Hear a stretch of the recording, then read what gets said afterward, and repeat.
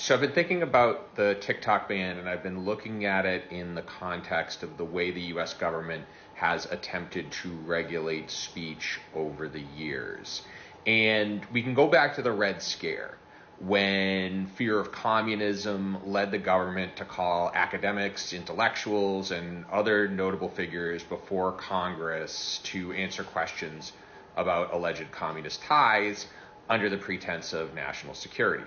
Now, the underlying theme here, of course, is that the US government can't make it illegal to be a communist, but what they can do is they can ruin your life if you choose to do so, and that's exactly what they did back then.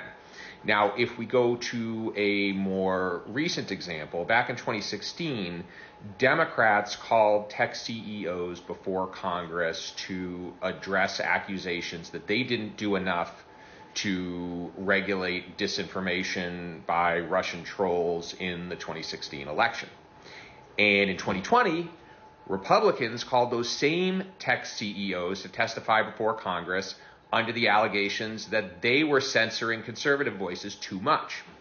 Now, in this instance, they didn't put Facebook and Twitter and YouTube out of business, but they did use the threat of regulation as a way to scare tech leaders into regulating speech they didn't like. Now, TikTok is an entirely different animal because the government doesn't have the ability to regulate it without negatively impacting the platforms it already has under its control. Now, I wouldn't be surprised if the Chinese government is collecting our data and is doing something nefarious with it, but also given the recent hacks that have come to light in our telecom systems, it seems they have other ways of getting this information anyway.